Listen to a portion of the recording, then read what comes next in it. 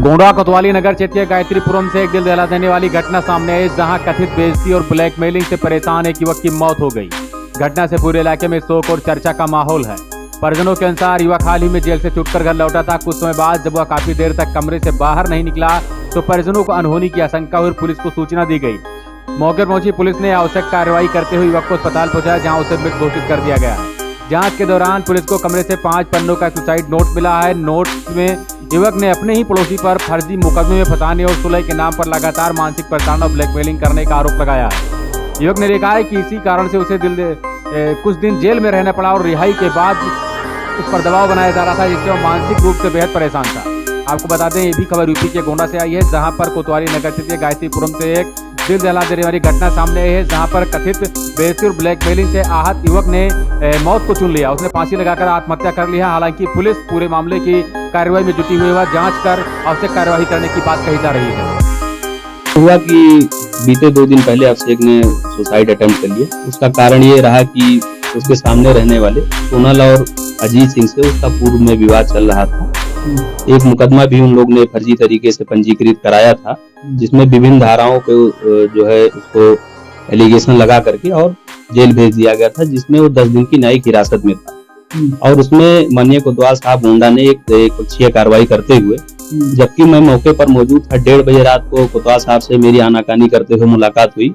मैंने कहा मेरा भी पक्ष सुना जाए, लेकिन उन्होंने मेरा पक्ष बिना सुने अभियोग पंजीकृत करा दिया। और जिन धाराओं में उन्होंने मुकदमा लिखा, उस धारा में गिरफ्तारी संभव ही नहीं। बाद में आनंद फानन में रात में ही उन्होंने 308(2) धारा को 308(5) में परिवर्तित करा करके सुबह मुझे FIR की कॉपी दी गई और क्राइम नंबर बताया गया, जिसका क्राइम नंबर 759/2025 था, जिसमें अभिषेक को 10 दिन की जो है न्यायिक हिरासत में भेज दिया गया।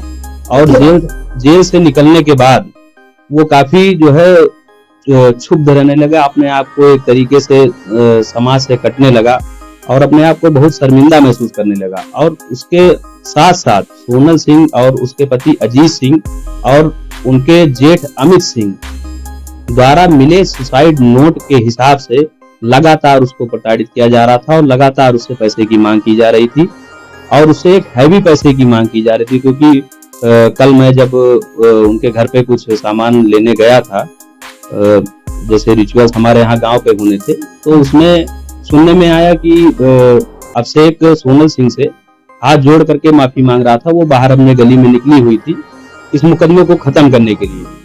और जैसा कि बगल में रहने वाले एक व्यक्ति ने बताया, मैं उनका नाम नहीं लेना चाहूंगा, वो भी सम्मानित है हमारे, उसमें सोनल सिंह ने हैवी पैसे की डिमांड की। डिमांड ना पूरी होने पर उसने कहा कि आप हमको घर बेच के पैसा दो, मुझसे इससे लेना देना नहीं, अगर आपको मुकदमा खत्म करना है तो आप मुझसे जो है घर बेच के पैसा दो। ऐसी स्थिति परिस्थिति उन लोगों ने बना दी कि उसको अंतोगत्या आत्महत्या ही करना पड़ा। पैसे का लेन देन जो है सामने है। कई बार इन्होंने जो है नगद पैसा लिया है, जो कि सुसाइड नोट में है। और उसके बाद कुछ ऑनलाइन शॉपिंग भी हुई है, जो उसमें ड्रेसेस हैं उसकी फोटो भी उसने लगाई है।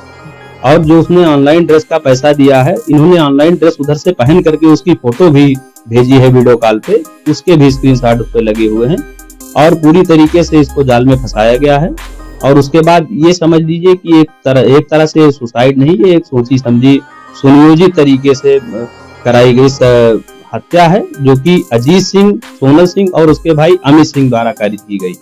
तो हमारे बड़े पिताजी और अभिषेक के पिताजी वो हमारे गोंडा में एक वरिष्ठ अधिवक्ता थे और एक अच्छे अधिवक्ता थे और एक प्रतिष्ठित अधिवक्ता भी थे। उनके पास संपत्ति भी अच्छी थी और उनके पास जो है सेविंग भी उन्होंने कर रखी थी अच्छी। क्योंकि ऐसा हुआ कि 2018 में हमारे बड़े पिताजी और अभिषेक की माताजी दोनों लोगों का जो है स्वर्गवास हो गया मात्र 2-4 महीने के अंतर पे। इस वजह से सारी संपत्ति जो है वो अभिषेक और उसकी बहन, एकमात्र बहन आस्था के नाम आ गई। इसी सबको देखते हुए इन लोगों ने जो है पूरी तरीके से ये षड्यंत्र रचा, जिसमें मेरा भाई वो अकेले रहता था, वहां पे अकेले रहता था अपनी बहन के साथ।